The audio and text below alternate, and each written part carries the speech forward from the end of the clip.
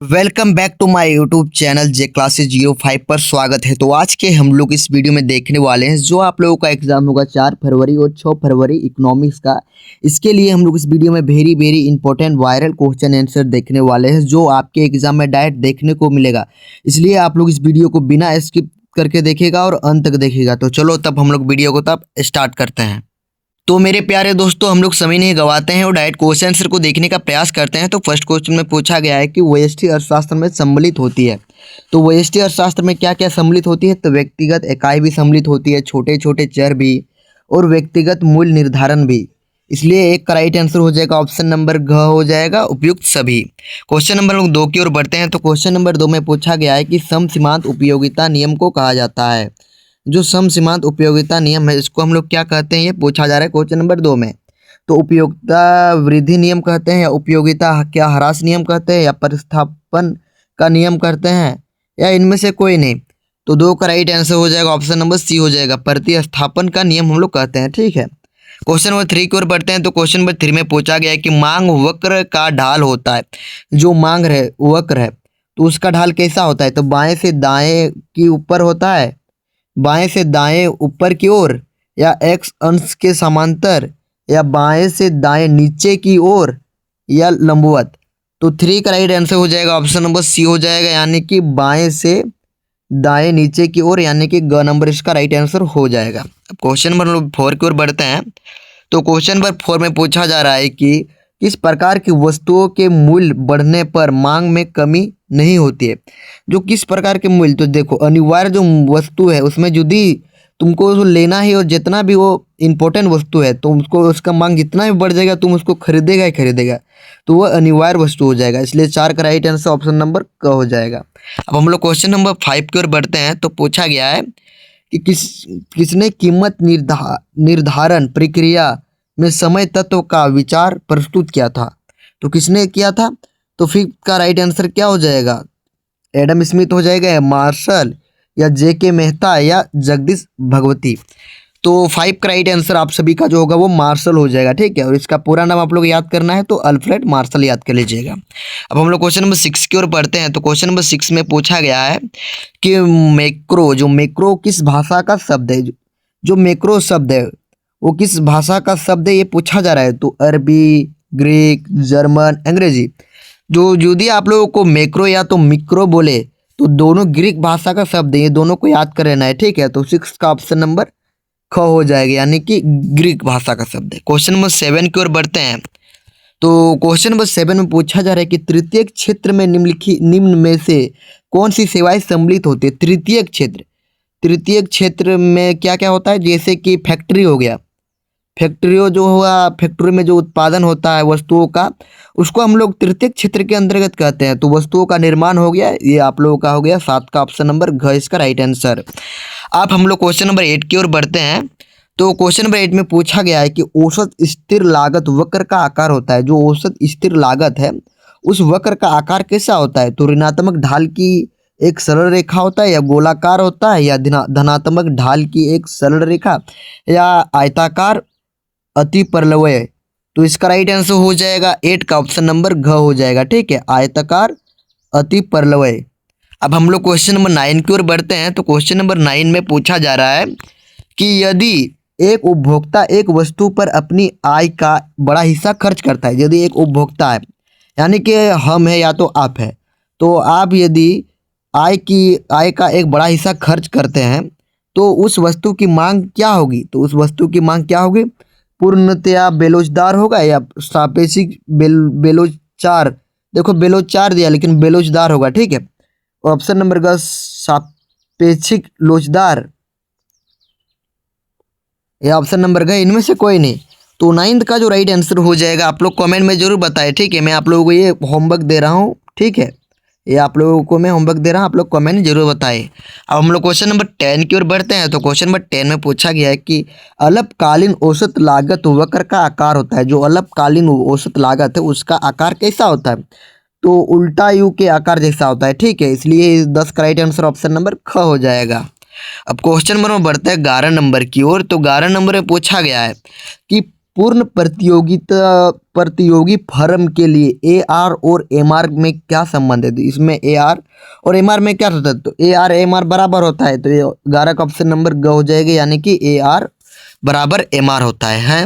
अब हम लोग क्वेश्चन नंबर 12 की ओर बढ़ते हैं। तो क्वेश्चन नंबर 12 में दिया गया है कि यदि किसी वस्तु की कीमत में 4% की वृद्धि होती है, यदि एक वस्तु है उसमें 4% की कीमत में वृद्धि होती है, वृद्धि होने से उसकी मांग में 8% की कमी होती है, तो मांग की लोच क्या होगी? तो देखो 4 से आप लोगों को 8 को भगा कर देना है, तो आप लोगों को कितना राइट आंसर हो जाएगा? तो 2 निकलेगा, तो इसका राइट आंसर हो जाएगा ऑप्शन नंबर ख हो जाएगा, यानी कि 2। अब हम लोग क्वेश्चन नंबर देखते हैं अब 13 नंबर की ओर। तो क्वेश्चन नंबर 13 में पूछा गया है कि जब किसी वस्तु की मांग में वृद्धि होती है, देखो किसी वस्तु है उसमें मांग में ज़्यादा दाम हो जाता है, ठीक है, लेकिन पूर्ति में कोई परिवर्तन नहीं होता, तब संतुलित कीमत में क्या होगा? कमी होगी, तो उसमें वृद्धि होगा, ठीक है, क्या होगा? तो वृद्धि, यानी कि किसी भी हम लोग खरीदते हैं किसी भी सामान को, यदि वो इम्पोर्टेंट वस्तु है तो हम लोग जितना भी पैसा लगेगा चाहे जो लगेगा हम लोग खरीदते हैं कि नहीं? खरीदते हैं। तो इसी प्रकार उसमें भी वृद्धि हो जाएगा, ठीक है, इसलिए 13 का ऑप्शन नंबर ख हो जाएगा। अब हम लोग क्वेश्चन नंबर 14 की ओर बढ़ते हैं। तो ये पूछा जा रहा है कि निम्नलिखित में से दो वस्तुओं का कौन सा संयोग पूरक वस्तु का एक संयोग है? पूरक वस्तु यानी कि उसके बिना एक काम ही नहीं हो सकता। जैसे चाय और कॉफ़ी, तो चाय के बिना हम लोग कॉफ़ी पी सकते हैं। पेप्सी और मिरिंडा, यदि पेप्सी नहीं पी सकते तो मिरिंडा भी हम लोग पी सकते हैं ना। लेकिन चाय और चीनी, अब जब तक हम लोग चीनी नहीं डालेंगे तो वो चाय बनेगा? आप लोग ही बताओ, नहीं बनेगा। तो ये पूरक वस्तु हो गया, ठीक है, जिसके बिना काम ही नहीं हो सकता, यानी कि पेट्रोल के बिना कार नहीं चलेगा, वो सब हो गया पूरक वस्तु, ठीक है। तो 14 का राइट आंसर ऑप्शन नंबर ग हो गया। अब हम लोग क्वेश्चन नंबर 15 की ओर बढ़ते हैं। तो ये 15 नंबर पूछा गया है कि अर्थशास्त्र मानव कल्याण का विज्ञान है। कौन अर्थशास्त्री था जो कहा था कि अर्थशास्त्र मानव कल्याण का विज्ञान है? यह कथन किस अर्थशास्त्री का है? ठीक है, यह किसने कहा था? तो एडम स्मिथ ने कहा था, या मार्शल ने, या पिगो ने, या रॉबिन्स ने? तो 15 का राइट आंसर आप सभी का जो होगा वो ऑप्शन नंबर ख हो जाएगा, यानी कि मार्शल ने कहा था, ठीक है। अब हम लोग क्वेश्चन नंबर 16 की ओर बढ़ते हैं। तो क्वेश्चन नंबर 16 में पूछा गया है कि किस प्रकार की अर्थव्यवस्था में संसाधनों पर सरकार तथा निजी व्यक्तिगत दोनों का स्वामित्व होता है? सरकार तथा निजी वस्तु, तो देखो मिश्रित वस्तु हो जाएगा ना, मिला हुआ वस्तु, तो क्या हो जाएगा? तो 16 का हो जाएगा ऑप्शन नंबर गो हो जाएगा, मिश्रित अर्थव्यवस्था हो जाएगा, ठीक है। आप हम लोग क्वेश्चन नंबर बढ़ते हैं 17 नंबर की ओर। तो क्वेश्चन नंबर 17 में पूछा जा रहा है कि नीचे दिए गए एक फर्म के लिए सीमांत आगम अनुसूची से वस्तु की 5 इकाई उत्पादन की कुल आगम क्या होगा? तो देखो 5 इकाई, इकाई 1 2 3 4 5, ठीक है। तो यहाँ से लेकर यहाँ तक आप लोग जोड़िएगा तो कितना निकलेगा? तो 30 निकलेगा, ठीक है। कितना निकलेगा? तो 30। यहाँ 5 तक पूछा इसलिए यहाँ पर हम लोग स्टॉप मार दिए, ठीक है। और यहाँ से जो ये नीचे में है जितना भी आ रहा है उस सबको आप लोगों को जोड़ लेना है, तो आपको राइट आंसर हो जाएगा, ठीक है। तो इसका राइट आंसर हो जाएगा ऑप्शन नंबर गो हो जाएगा, 30 इसका राइट आंसर। समझ में आ गया होगा। अब हम लोग क्वेश्चन नंबर 18 की ओर बढ़ते हैं। तो क्वेश्चन नंबर 18 में पूछा जा रहा है कि परिवर्तनशील अनुपात का नियम उत्पादन के कितने स्तर की व्याख्या करता है? तो कितने स्तर की व्याख्या करता है? तो 1 2 3 4। तो 18 का राइट जो आंसर हो जाएगा ऑप्शन नंबर ख हो जाएगा, यानी कि क्या हो जाएगा? 18 का है ना, तो 18 का सॉरी आप लोगों का सी हो जाएगा, ठीक है, यानी कि 3 हो जाएगा। अब हम लोग क्वेश्चन नंबर 19 की ओर बढ़ते हैं। तो 19 नंबर पूछा जा रहा है कि पूर्ति का नियम को प्रदर्शित करता है, जो पूर्ति है तो उसका नियम को प्रदर्शित करता है, तो सप्लाई बराबर पोस्ट हो जाएगा, ठीक है, सप्लाई बराबर प्राइस। तो 19 का हो जाएगा ऑप्शन नंबर ग हो जाएगा, यानी कि एस बराबर पी होगा, ठीक है, लेकिन यहाँ पर नहीं दिया गया, यहाँ पर एफ दे दिया है, आप लोग उसको सुधार लीजिएगा, ठीक है। अब हम लोग क्वेश्चन नंबर 20 की ओर बढ़ते हैं। तो क्वेश्चन नंबर 20 में पूछा गया है कि निम्नलिखित में से कौन सीमांत उपयोगिता को व्यक्त करता है? सीमांत उपयोगिता, सीमांत उपयोगिता ह्रास नियम क्या है? आप लोग कमेंट में जरूर बताएं, ठीक है।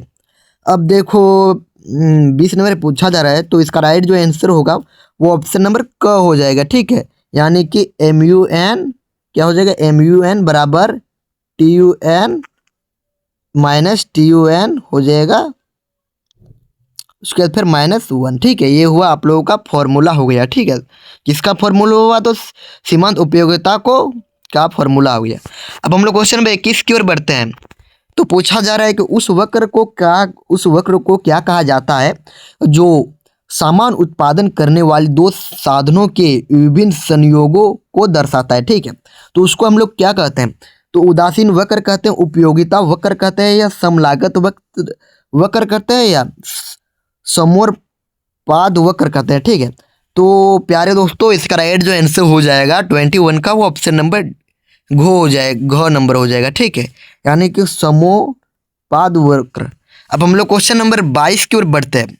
तो क्वेश्चन नंबर 22 में पूछा जा रहा है कि राष्ट्रीय आय की गणना में निम्न में से किसे सम्मिलित किया जाता है। राष्ट्रीय आय की गणना में किसको हम लोग सम्मिलित करते हैं। ठीक है, तो पुरानी वस्तु के क्रय विक्रय को मध्यवर्ती वस्तुएं पर या हस्तांतरण भुगतान पर, या पुराने वस्तु के क्रय विक्रय से प्राप्त कमीशन पर।